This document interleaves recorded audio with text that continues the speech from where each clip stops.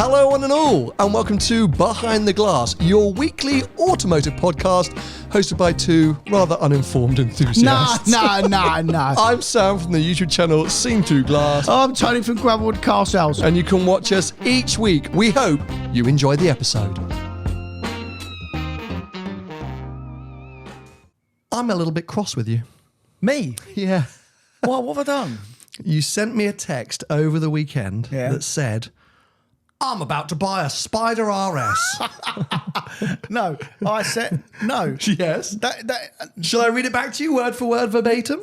What did I actually put? Did I actually say that? You put, I'm fairly close to buying a Spider RS. Ha ha ha. Yeah. The problem is when I say things like that, they do just turn up, which is alarming because I don't really need it, but I sort of do. You don't send me messages like that unless you are about to genuinely go and buy one. Yeah, I know. So That's the thing about it. The reason I'm annoyed, because I'm like, first, like, okay, maybe you have half mentioned this. Yeah. But like, did you go and see one? Like, I've seen many. Okay, but did you like physically? Yeah. You went to have a look at one? No more than one. Have you driven one? No. But I've driven GT4 RS and I got GT3. I mean, it's just a softer. I mean, it's for the road. I mean, it's for our tours. So this is okay. So explain it a little bit. So you are thinking, what? You don't want to take the GT3 on all the tours that we do this year? Yeah, all of them. By the way, all of them. More to come. Yeah. And as we discussed, the M3 is not always going to be right. So you're thinking, I'll go and buy something else. Yeah. But not to replace, to add. Add. Yeah, I'm not sending the GT3, no way. Because I don't really like driving the GT3 on the road. I know you love it, but mine's like all properly set up and you know what I mean? Like it drives differently to your car. Well, you had it dialed in by Manti, didn't you, for the Nürburgring? Yeah. So it's on a pretty aggressive geometry. So, I mean, I will definitely use it for one, but I don't know. The only thing that's putting me off the RS, because I say these things, and normally I do go ahead with what I say, but then like reality kicks into the fact if I'm leading a group and I've got a radio and it's noisy, that car, and the wind, the roof being down, because I love that 718 Spider that I had last year. You took last year on the Portugal tour, you bought a black 718 Spider. I did, the standard Spider, and it was great. I mean, it was really, and you loved it. I loved it, yeah. I just didn't. I was always so angry because it just run out of puff. You know, like I always felt I wasn't going flat out, but I always felt that it was working really, really hard, you know, whereas an RS, because it's got a proper engine in it, it's not going to work as hard. You know what I mean? Although I'll just still drive it flat out, I suppose. But hold on. I've now forgotten. Aren't the engines the same? No. The RS is because it's our engine. Yeah, but what's the 4 litre in the Spider and the GTS? It's a that's the bored out, correct, with the turbos. Yeah, it's a GT4 engine where the RS gets our engine. Correct. Yes. Okay. I just had a mind blank. Sorry. Yeah. But it's less power. It's 4 something, not 500. It's like 493. Yeah, so it's slightly detuned. Yeah, slightly longer gearing. Yeah, but not as aggressive. It's a much better road car. And I very, very rarely watch reviews, but I watched a bit of your mate Matt Farrell. Oh, interesting. And he says it's the best car ever. Well, and he loves the 718 in like general. And I did as well. Yeah. So that, because I like the 718, it's a good, especially for the money. And the Spider RS, like you get a fully kitted out one for like 140 with no miles on it. The two things that I'd say, you're right in terms of noise. It's unbelievable for a quick blast. Yeah. But you cannot escape that noise. It is always really loud. And when I did the press drive and spent all day in it kind of, trying to be flat with the roof down, by the end of the day, my left ear, because I was in a left-hand drive example, so the left ear that was closest to the intake next to you, like genuinely kind of hurt. Was ringing. So I do think that on a week-long tour, with But the 4RS is also extreme in noise, and we obviously had Mark and his in the Portugal trip, and he Correct. was very happy.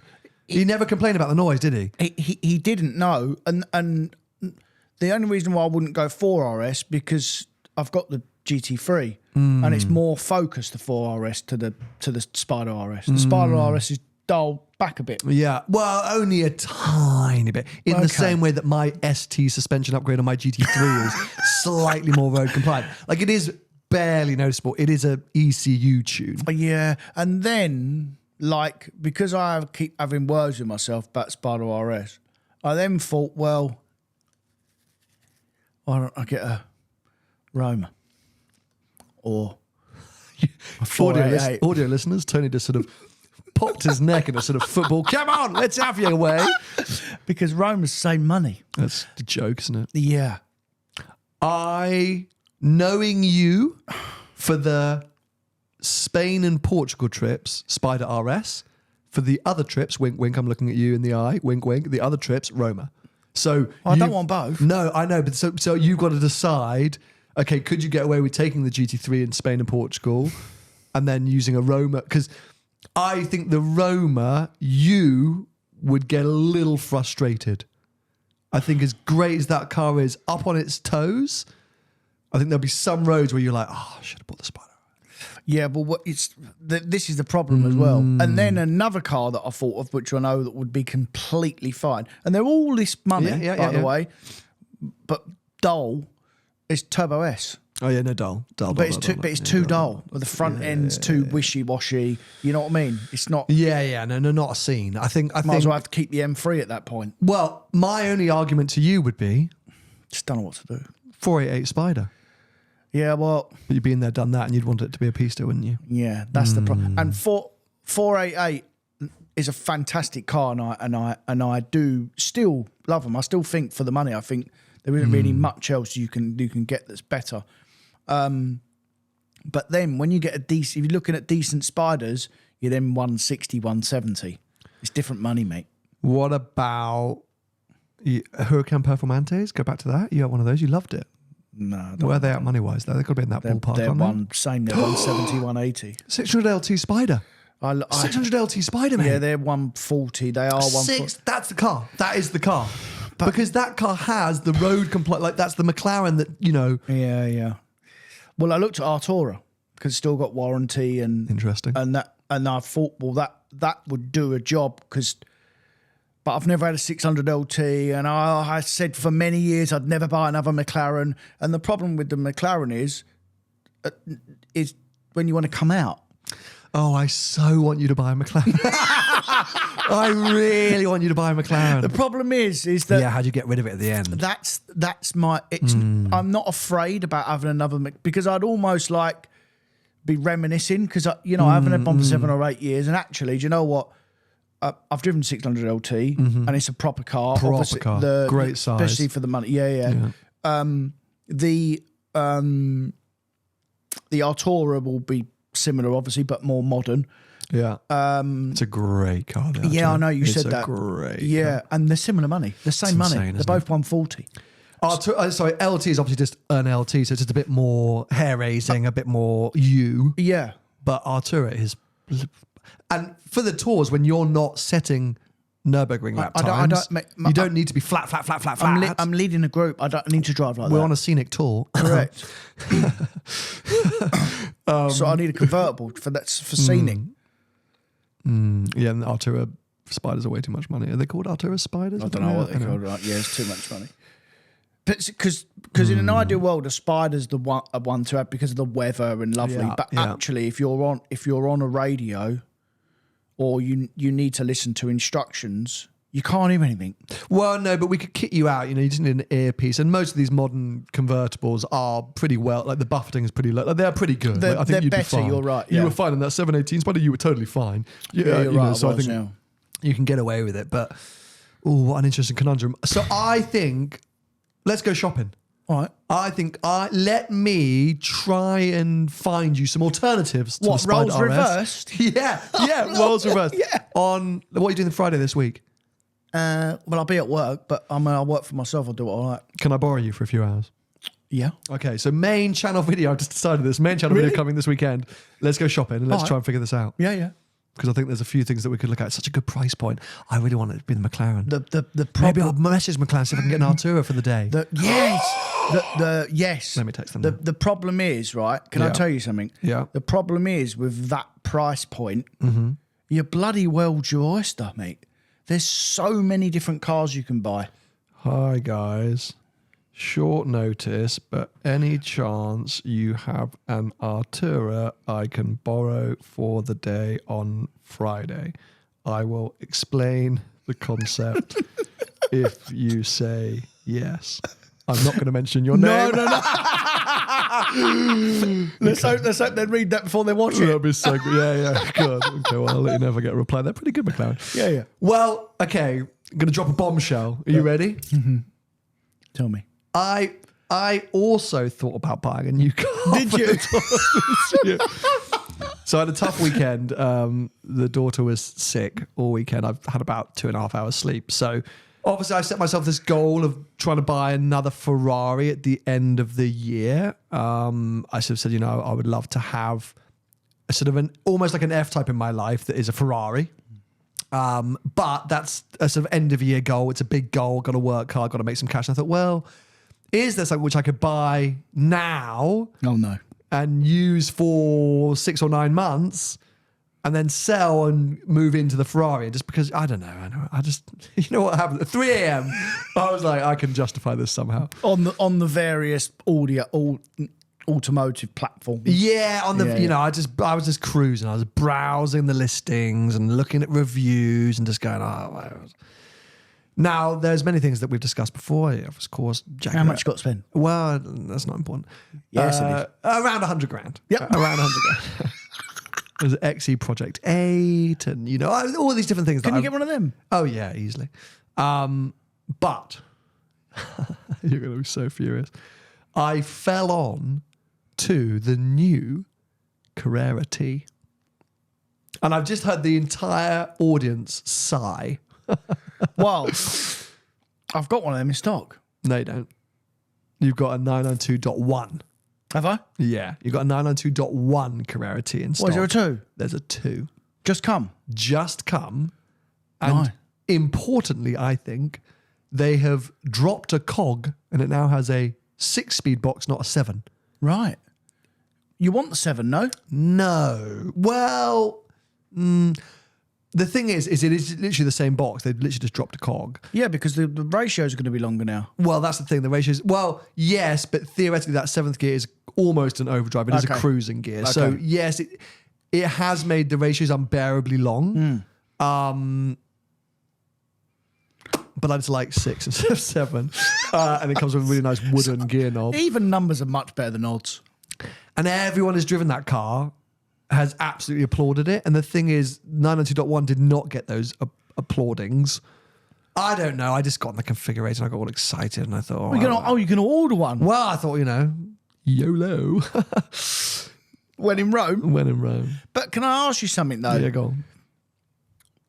This is roles reversed again now, and I'm gonna punt back at you literally what you just said to me. You're gonna be in that car and you'll be thinking, "Oh, she was in the GT3."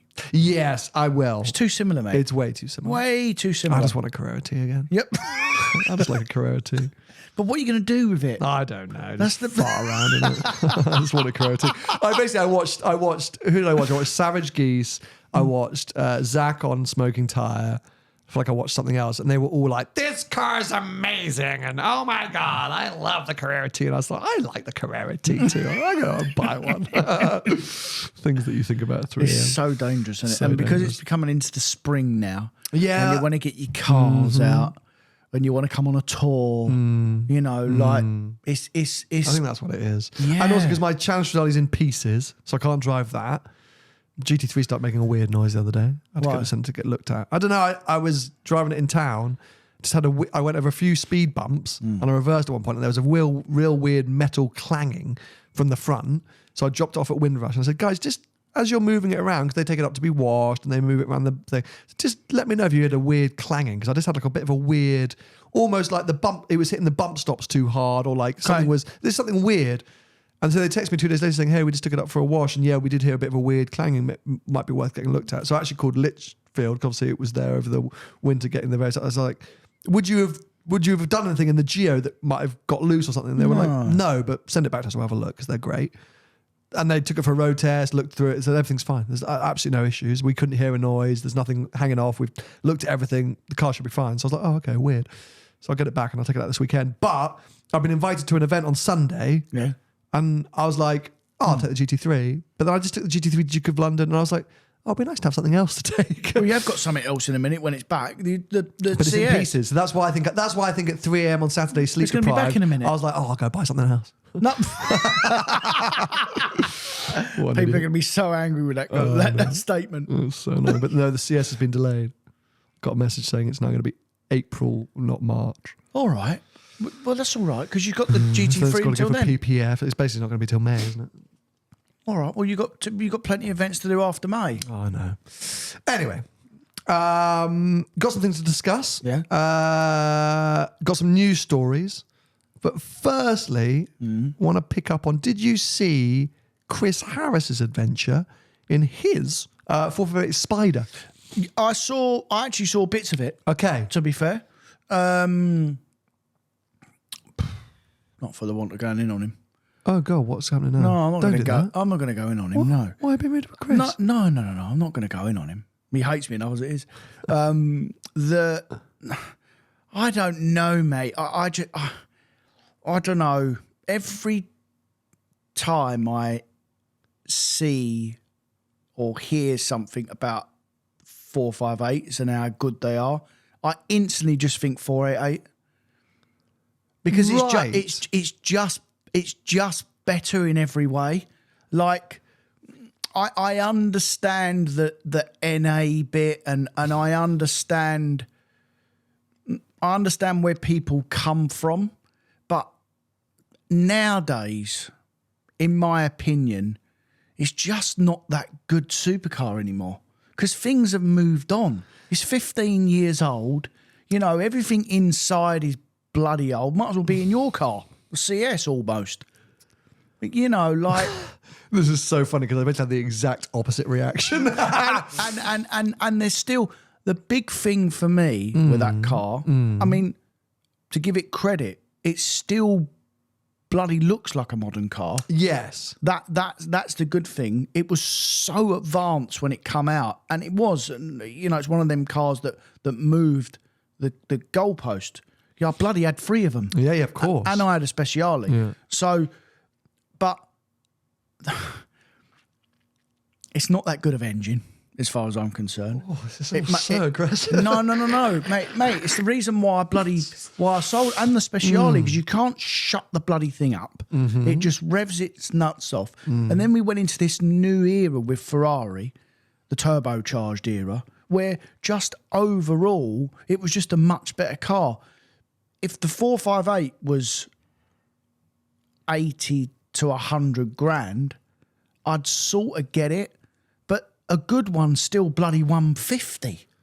Well, we're going to come on to it in a second because for Stockwatch this week, we've pulled out a couple of 458s to look at because it is interesting on the market. But I watched that video and I guess like many other people went, oh, I'd love a 458 Spider and I had to go and do a little road trip down to Italy. I think, look, we fundamentally disagree on classics and modern classics. Yeah. I think it's unfair to say it was great in its era, but time has moved on because, of course, that's the case for any classic car. Like it's the case for anything. Like, you know, my Cian Stradale is slower than most hot hatches. Like EVs are quicker than most, like than our GT3s in many ways, like 0 to 60. Correct, but that's not the point I'm trying to make.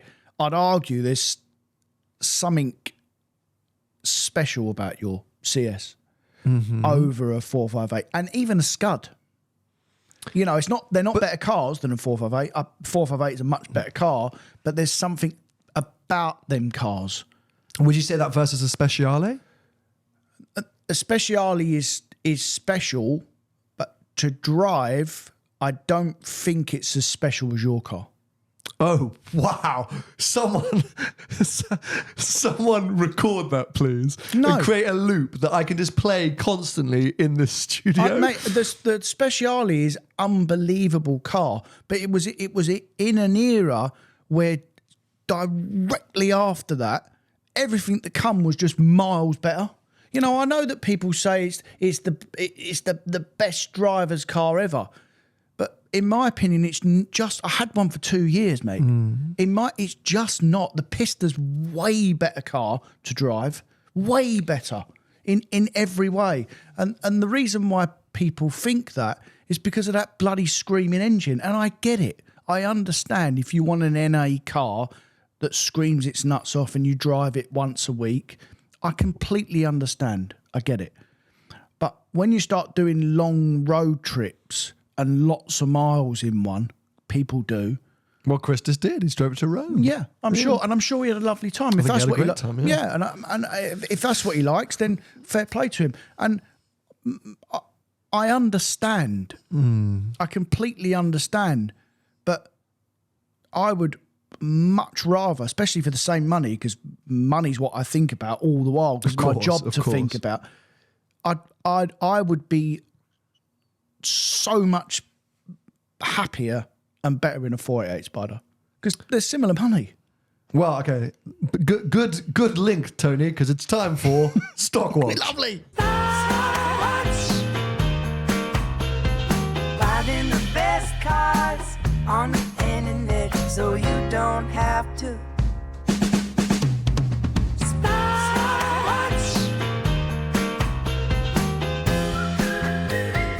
So obviously we have to look at both Italias and Spiders. A little bit different on the market and worth assessing. I think let's kick off with Italias because you know the money is a big part of it. So we've pulled up a couple of examples here that we found on Motors, one at the sort of low end and one at the top end. So kicking things off, I mean, this car I think is fascinating. The 2010 cars, by the way, the 2010s do sound, I would say, better than any of the others. I will agree with you that I don't think the 458 is the best sounding car from factory. It's still got that very similar engine setup, but it became way more barky. It's like nothing and then bah! Yeah, it just shouts at you. This shouts. It's not got the same tonal qualities as the 360 and the 430. Correct. It's a lot more barky, and even in Speciale variant. Yeah. I remember years ago I did something in Dubai where I drove Speciale and Pista back to back, and yes, I hands down way preferred the Pista. Thought it was spectacular. But even from a soundtrack point of view, I drove Pista and then Speciale, and I was like, like a teeny bit disappointed. So I am with you there, but with a nice exhaust and things like that, it can sound great. And I don't like putting exhausts on cars. It's a nonsense for me. So this first car, it's up at CB Autos UK Limited. Nice. It's a relatively high mileage example for Ferrari, 30,000 miles, and listed at just a smidgen under 110 grand. I think they're bomb-proof though. I think they're bomb. I think Well, they weren't at the beginning. The 2010s all caught fire. Don't you remember? Yeah, but in terms of engine and gearboxes, I don't think I've really heard anything. You know, I've never heard really one let go or anything like that. I think they're absolutely fine. We should have called orders at AV because these are all falling out of the Ferrari warranty and servicing pack. He's starting to get these cars through now. Well, they will, yeah, because they're 15 years old. So I will as well definitely agree with Chris. If I had to buy one, I would definitely have the Spider over the coupe. Interesting. For sure. Just because you think it just adds more, It brings more. Yeah, it just adds. You know, it adds to the driving experience. But I think 110 grand for a 458 high. Like I do. They're big money, aren't they? So then, sorry. On the flip side of that, we've got this car up at HR and Special in Cars Cheltenham, 140 grand for a 12,000 mile car, classic red with crema. Yeah, I mean, I don't know. I think that still seems expensive. If we look at Spiders, for example, if you really want to, like, the cheapest Spider that you really can find is like about 120, I guess you would say. Most of the sort of, good cars are like 160k plus. the Spiders. Yeah, let me bring up an example here that we found. So this one, available Evolution performance cars. Nice. 160 grand, 11,500 miles. Yeah. It's a lot of money, mate. That's the that It's is not even my got the racing seats. that's my biggest thing with the car. That's the point I'm trying to get across. For 100, I mean, that car would have been, I mean, in terms of value holding, it would have only been 200 grand list. Do you think it would have been that much? Yeah. 458 Spider, 200 grand? Yeah. Okay. Maybe just under. Just but under. yeah. But that is unbelievable that that's still 160 and how old is it? 13 years old. Yeah. I mean, there's plenty. I mean, that is just the value of them. I mean, they are just that much money. And in terms of an investment, in terms of something where you can probably do a couple of road trips and drive, maybe that was Chris's thinking. Maybe he thinks I can have this car for a year, I can do some miles in it, and I'm not going to do my Conkers, because you definitely won't in Italia or Spider. But it's just not what I would choose. I just think it's a little bit of an overrated car compared to what you can get for the, if you've got 160 grand. I'm now slightly more on board your narrative. I thought they were cheaper. My argument was going to be, because I looked at Italias firstly. My argument was at 100 odd grand, what a car. But I think if you're pushing, up to the 140 mark for a nice Italia or the 160 mark for a nice Spider, I'm agreeing with you that the experience is like I like a 458. Me too. But it is it's a dated experience. You are still buying it. It's a modern classic now. I mean, it's a modern classic. And I think maybe the hype doesn't necessarily translate. Do you know what I mean? Like it's great, but I think if you had never been around one, never driven one, actually that's a lie. I think if you've never experienced one, would you not think it's mega? Yeah, of course, because it's a Ferrari. If you've never driven a normal 360, you'd think it was mega because it's a Ferrari. But if you'd owned one, you'd owned a lot of cars, a lot of big cars. There's so many cars out there now that I think are better. But I'm trying to find the balance between modern classics and newer cars, because that's always, I think it's purely a value thing, isn't it? Yeah. It's purely a value thing. If these cars were cheaper, I think it would make more sense. But when you start to find 458s that are more than a 488 from, I mean, what are F8s? What are F8s these days? Still 200? Just under, yeah. But you're getting close. 190. A 458 Spider versus an F8 or Roma or Portofino M or whatever other new Ferraris that we can think of. 812 Superfast too far, but F12. Yeah. I'm just like, it is a lot of money. So I think if you can find a well-priced good example, I get it. But maybe I'm with you a little bit that the fact that the market is still so strong for them. I mean, there is a reason for that, because obviously people are still buying them. Well, because it's the last NA and it represents the last of an era. And it does feel like a different era for Ferrari and all of these different things. Yeah. And that engine won 1,000 awards. And it was revolutionary at the time. It did move the supercar market in a way that the 12C did as well. Like, I get it. I watched the Chris video and went, what a cool car. Like this I was like, what an aspirational trip. And he kind of sold it so well. And he said such good things. And I was like, yeah, what a cool car. But it is a cool car. Yes. I'm not saying that. Yes, but I'm saying for the money and what you can get out there these days, bearing in mind I like a modern car as well, and I had loads of them and I remember what they were like, I wouldn't buy another one, not at that money. Did you have a 488 coupe and then go back and buy a 458 Spider? Am I making that up? No. When did you have your 458 Spider? No, I had a four. Mate, I literally can't remember. But there was a time when you bought a 458 Spider, and I got in it, or we got in it, and we were slagging off the interior. And I feel like you had a 488 coupe. Yeah, I had a 488 coupe when it come out. The GTB, and then I think you went back and bought a 458 Spider. Yeah, because I'd never had the Spider, and I'd had coupes. Yeah, and I think we got in Spider, it. Yeah, and we were like, the negative is the interior feels dated now, and then you went back and did all the 488s and the Pistas. And I literally had that Spider 10 minutes. Yeah, I think that's what happened. I probably because I'd had the 488 coupe and I've gotten this Spider and I thought, what is this? I had it 10 minutes, mate. I'm pretty sure I chopped it in for the AMG GTR. Maybe. When we got it. We definitely got in your 458 Spider, having both spent time in 488s going, and we were both like, Yeah. I think that's happened. I think you bought it for a trip or something like that. I think you bought... Probably. Anyway, interesting, weird one. Yeah. But there are 3. Let's bring them back. 3? Yeah, because we had the 2 Italians and the Larry Spider. Yeah. I mean, 3 very nice examples that we pulled out. I think the HR and specialist cars, one, the red with the crema, like that's a classic 458. It looks lovely. It's got nice wheels. Yeah. Like bang on. This car, the black car at CB Autos, I mean, at 110, a leggy car, as long as you've got someone in place to look after it, I think that's great. The higher up you go in the Spider market, you are going to be spending big money. They do look pretty still. Another amazing example. Yeah, of that one, they do look pretty, you know. They are. People spec them well. I think. Yeah. There's some nice specs out there. Yeah. Anyway, so there's 3 options. If you are inspired by Chris's video and you're in the that's our pick. Low end or high end. Those are the 3 that stood out to us. So as ever, you can head over to Motors, have a little browse, see what else you can find in terms of the 458 market. Let us know if you find one. But thanks to Motors for the support on Stockwatch and that 458 special segment. Finding the best cars on the internet so you don't have to.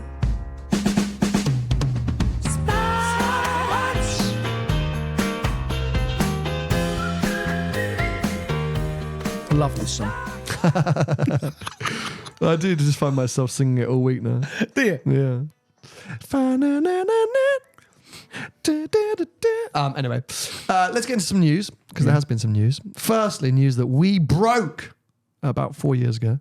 No, you did. I did. Fine. I argued. Oh, did you? Yeah, mate. I argued and said I can't believe what you're saying. Why Mercedes going to put all that money into the hybrid 2-litre car and it not be a success? And for the first time ever, I was wrong.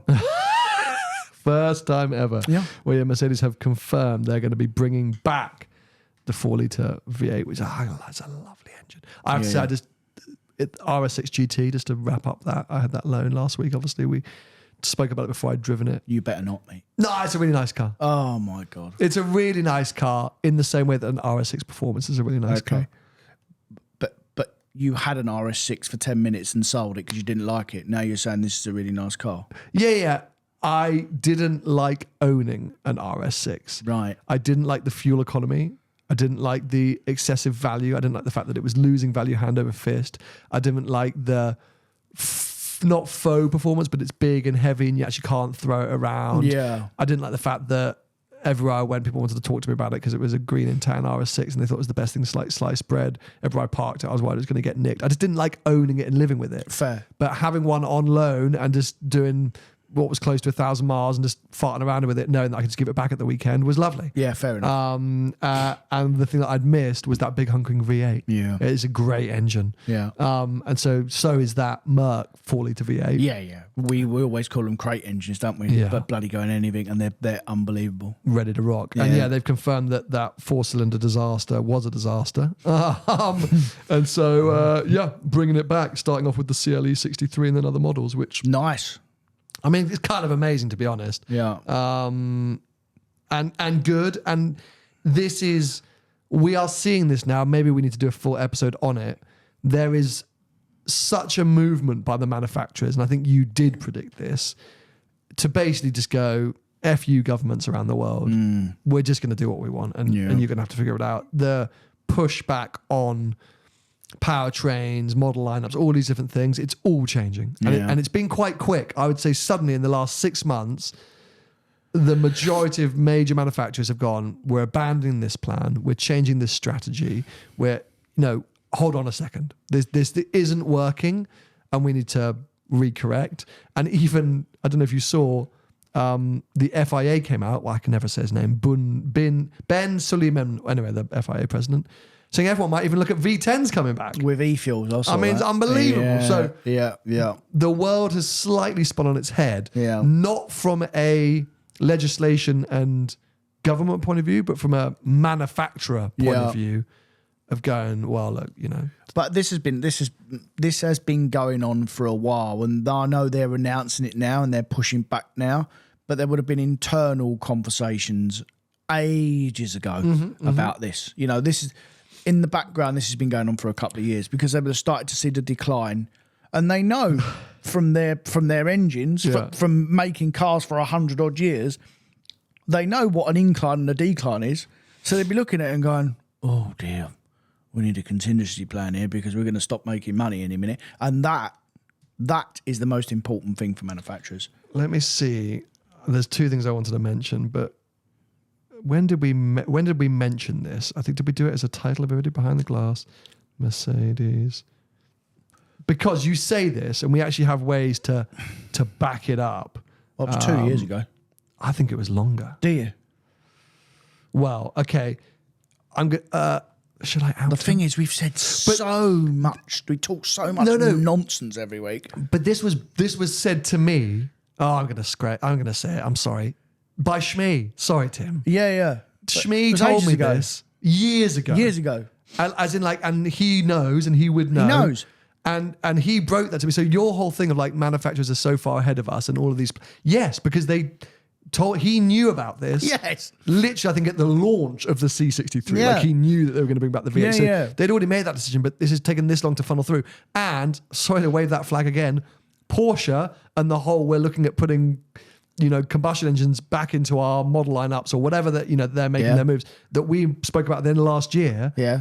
Proof is in the pudding that we as the public don't hear about this a lot longer after the decisions have been made. Yeah, this ain't the decision that they all make overnight and then Put the press release out the next morning. No. It's because there's too many wheels to bloody turn. Of course. Yeah, and they yeah. need to really make confidence in their statement before they release it. But We need to talk about facts, mate. Yeah. It's all about facts.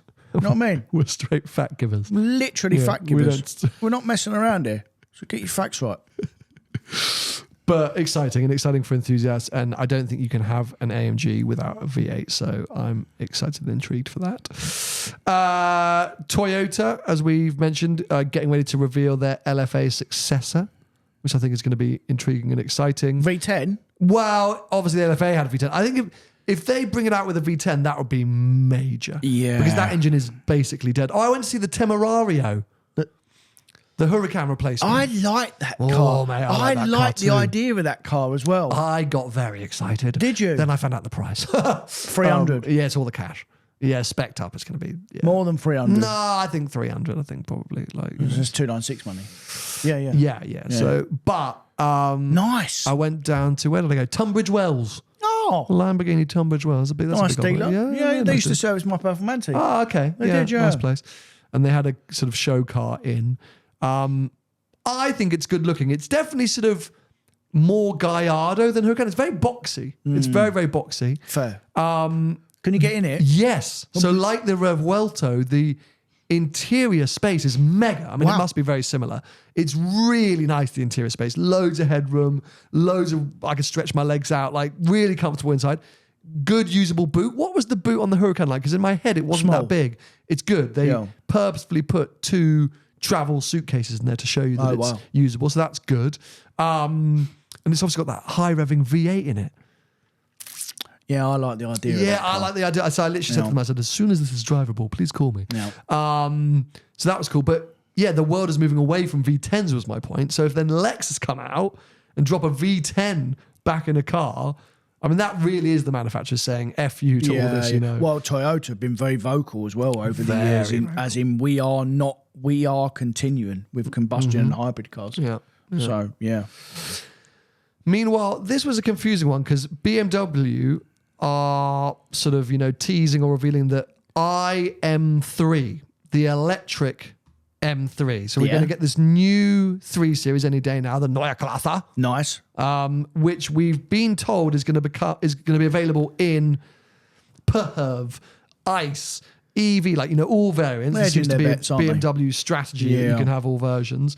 But that we are going to see an IM3. So I guess my question is, are we also going to have a combustion M3 or just an IM3? So anyway, But they've got the Larry i5, haven't they? That M60 thing, and then an M5. So why wouldn't they do an IM3? but that's the question. Is it going to be an i3 M60i? Yeah, fair. Do you know what I mean? Like, so Or is it a proper M car? It says here, this is an article from Auto Express. Testing is well underway on the next generation BMW M3 that's due to launch in 2027. We saw this heavily camouflaged prototype for the first time last year. The graphics around each wheel indicate that this prototype is powered by a quad motor powertrain, as you'd find in the Rimac Nevera. Nice. BMW has been working on the setup for some time, which should differentiate the electric M3 from the standard 3 Series EV that's likely to get dual motor setups. Where are you reading that from? This is all from Auto Express. Right. BMW's development boss Frank Weber told Auto Express back in September, which could be called the BMW iM3 based on a recent trademark filing, will be based on the brand new Neue Class platform. So have they said here? The petrol-powered M3 won't be killed off, however. Auto Express understands a new M3 will sit alongside an all-electric model, and Weber has outlined the BMW developed the current 3-litre turbocharged. I mean, the BMW people will be fuming. But the thing is, this is what we need and want, right? I mean, it must be costing BMW an absolute, I was going to say it, shit ton. Bleep me, Jack. Why? To develop. They've already got the tech. No, but they got the one chassis, right? Yeah. They got electric, PERV, combustion engine, an M variant of the combustion engine, an M variant of the electric variant. Like, not if it's all made on the same line. No, but surely to develop, research and develop, not build, research and develop all these variants to be as good as they can be, you know, it would be so much easier if they went, right, the 3 Series, now electric. And we're going to do the same standards. You can have 3 electric, versions, and then there'll be an M version. Done. Bish, bash, bosh. But they're having to develop all these different variations on one. So now than before you had what? 320i, 330i, 340i, M3. See ya. Done. And it was just powertrains and some suspension tweaks and whatever. Yeah. But now you've got to do all these, there's like 17 different variations on one model. And that's going to be across 3 Series, 5 Series, 7 Series, like whatever. But the M3, mate, is like, I understand what you're saying. All them other models would be very similar, just engine changes and stuff. But the M3 is completely different to them cars, as in engine. It's got different suspension, you have a different chassis. So the M3 alone will have different R&D, I'd imagine, because it's not the same car. It's just bloody got the same shell. Well, that's why they have a different department to look after it. They'll have an, which is probably why as well. By the way, they have to make so many because there won't be no money otherwise. So I don't want to get into the manufacturing argument again, but I would imagine that it's all done under one, and they just put a different powertrain in. But do you not see what I'm saying? Whereas from going to create 4 variants of one model, they're now having to create 12 variants of one model. Yeah. And that's what we want our manufacturers to do, because our argument is different situations require or benefit different powertrains. Yeah, right? of course. But the cost to the consumer goes up. That's what's happening. We're already seeing it. The amount that they're having to spend, cost to consumer. Cost to consumer. Because there'll be certain markets where some models perform way better than others, but the R&D that's had to go in to create this offering surely is a higher cost. Surely, but they'll have a cost. They'll have a cost, and they'll have a target of how many cars they've got to sell as a whole round worldwide. We all know the much research they do into what markets buy and sell what. And that's what they do. They just target their markets. So they know what they're doing. Do you think the cost of the cars is going to go up then? We already see it, mate. But that's what I'm saying. Do you think we're going to continue? So it has to. It has to. Yeah, because they won't shorten their margin. No, because they got boards and shareholders to appease. So it's just passed on to the consumer. Yeah, cost to be passed on to the consumer. So we want the variety, we want the options to choose the powertrain, but we have to accept that there's going to be a cost that comes with it. Yeah, but there's a cost to everything. That's it's the same thing. If you want to live in Chelsea, you're gonna have to pay more for an house. It's as simple as that, isn't it? Yeah. But it's just, I just think future of mobility, it's hard. We're sitting here asking for a lot from manufacturers. I think we always have done. But I don't think people are always eyes open to the fact as to what that will result in terms of cost to us, all these different things. I think, you know, it's so easy to say, oh yeah, shack off the EVs, give us combustion engine, or just give us variety, you know, but that's going to end up being maybe more expensive cars. But that's also why these manufacturers, they make so many different models. But when you peel them all back, especially like BMW, Merc, the Audi, VW group, Porsche and that, they are all fundamentally underneath the same cars. Yeah. They're all the same, mate. The parts are all the same. They're just assembled differently. You know, the big two examples I can give you is Huracan and R8. Yeah. They're literally the same car. They just let Lamborghini assemble it, basically. It comes in a bloody crate from Germany. They put the body on it and they sell it for nearly 3 times the money because it's a badge. Yeah. How much more money is that going to cost? Manufacturer. Yeah. To make an R8. It's strength of brand. That's of all course. it is. Yeah. It's the badge, and the badge does have good strength. Yeah. Yeah. I think it's interesting, but I do think, you know, I do think BMW are doing a good thing, but I just think it must be. I mean, look at Mercedes, mate. Flipping out. What are they going to do? I mean, they make 4 million of the same bloody car. Well, the confusing thing for them, where the route they've gone down, is you've got EQS and S-Class. Yeah. And I don't think those platforms share that much. Who knows? I couldn't sure we tell can you. find out quickly with a bit of research. But you know, that's why I think you'll be surprised. I think that's why the BMW strategy makes more sense. Yeah. Rather than differentiating the products, is just create one product that just has multiple different powertrains. Yeah. Mercedes just doing these, you know, flip reverse and suddenly sticking a V8 back in cars. You're just like, they just seem to be all over the shop, don't they? Yeah. It is a weird one. Anyway, we'll have to stay tuned and see what happens. But anyway, IM3, I'm not wholly against it, actually. I'm really not. Yeah. You know, I'm more against it because of what I think BMW M3 stands for. I mean, it's such an icon. But do you think your car is still an M3? Yeah. Yeah? Yeah, I think there'll be 1,000 purists that would fight you on that. Yeah. Well, I mean, they can if they like. Yeah. But I mean, I've had all of them. So fight me. I don't Have really you had care. all of them?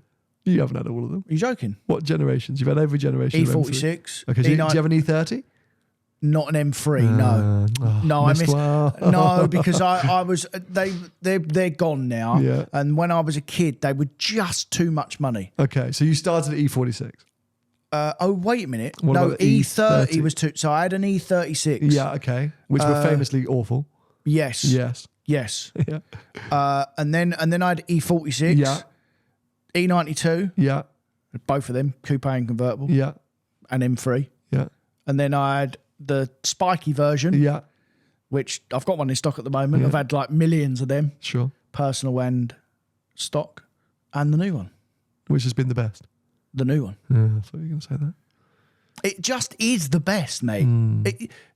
People will say the E46 is very light, very light on it. Bit more like our GT cars, you know, very like. But to do everything, it is a road car. It's not a track car. Yeah. The M3 is, and they've always all been road cars. They're not. You can make them into track cars, but they're road cars. It's bloody brilliant. The new one. We know. We know these things. We know. Okay, well, that was the end of my news story. I'm excited for Friday to go shopping, mate. Yeah, me too. I've got some ideas. The problem is, this always costs me money. The amount of times you march me on that bloody channel of yours. We go shopping round. You get me all bloody fired up. And go and buy something. Yeah, it's going to be good. Yep. Took my dad's Defender for a drive at the weekend. Actually, to be fair, I need to do a bit of a shout out because we had to move some furniture. And so we borrowed a Ineos Grenadier for the weekend. Did you? Yeah. So because You should have asked me, mate. You could have borrowed a van. oh well, I nearly did. Fair. I nearly did, but I thought it'd be a bit more interesting to borrow a Grenadier. So, because it's got that insanely good rear boot, like it's bloody massive. Okay, it's quite high up. So I was lifting an armchair. And I was like, Yes, probably not the best thing. but it's essentially. I think you can. I can't remember when I did the press drive. There was something cool like you can fit a pallet. What's called like a standard pallet. Just open the doors, fits a pallet, and it is. You open those big doors, and I literally just slid this out. I was like, well, that was easy. It doesn't actually look, when you open it up, it doesn't look huge, but my God, you just fit so much stuff back there. Fair enough. I've forgotten how big those cars feel. You get such a sense, it's almost like a sort of, like when we were in that Bronco in America, like the road presence from behind the wheel is freaking awesome. Yeah. Well, to look at them, you think, oh, it's not really any bigger than a Defender, but it is, isn't it? It is a big thing. Yeah. I'd forgotten how cool they look and feel. Yeah. Really, really cool. So we took that one down, just boffed around, and God, they get a lot of attention as well. I did some passenger princess stuff. Vicky was doing some driving, and my God, the amount of people that were looking in. Yeah, fair. It was cool, and so we had some fun with that. Probably because your wife was driving in a field. What? Probably because your wife was driving in the field. No, she wasn't. She wasn't. We were on the motorway. Fast? Yeah. Mate, it's got the BMW engine in it. It's got the same one as the my X3 and stuff like that. Yeah, it's a proper engine. The that car. B57, They did the B58. petrol one as well. Yeah, petrol and diesel. Yeah. Because it's big, it makes it a bit thirsty, but it's such a lovely engine. I think that car would way rather suit the diesel engine than the petrol engine. Probably. Because of how big it is. Yeah, and how big, chunky it yeah, is. for sure. I'm sure the diesel's the route to go, but no, I mean, I still really like them. I think people still have their misgivings, but I still don't get the whole steering thing. I know it's weird, the steering, but you get used to it so What's right with quickly. it? Because it's that, I always forget, the circulating ball, not rack and pinion. So it doesn't self-correct. So you have to do a lot of lock, and it doesn't self-correct. Oh, a bit like an old steering rack. Yeah. So obviously it's power steering, but you're just doing a lot of movement, and it's sort of a bit of a numb feel. And the whole theory of it, I believe, was when you're doing hardcore off-roading, it doesn't rip the steering wheel out of your hand so much. Yeah, fair Do you know what I mean? So because otherwise, if you've got normal steering, the steering wheel's doing this over every rock and thing. But it probably wants to correct itself all the Yeah, way. exactly. Yeah, okay. Where and I think that was part of the argument. But a lot of people Makes are like, sense. well, it means that it's crap. It's just different, but you do get used to it very quickly. Yeah. The only thing which I would say I'd forgotten, which I would put down as a negative, is the turning circle. If you're using it in the city, which I think people do, because people just do use 4x4s and off-roaders in the city, the turning circle's bad. Right. But that's otherwise, like, these things are just so freaking cool. Yeah. But yeah, then got down and I suddenly said to my mum, I said, when did the Defender last move? And she went, oh, not for a while. So I thought, I'll take it for a run. Started on the third attempt. Did it? Yeah, I was like, that's a beauty. Went for a bit of a drive. I am finally figuring out my plans to sort of breathe some life into that car. Does it need some work? It just needs, I think it could do with some fettling.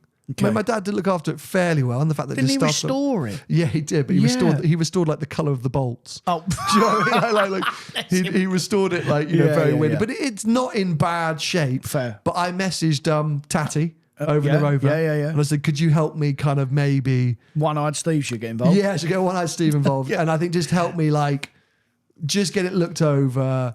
Do any bits that need to be doing, and then maybe we could just go on a little bit of a trip with it or something. Just Nice. do something fun with it. So get her little Land Rover expertise involved, and I want it so that my mum, because it sits at my mum's house. Yeah.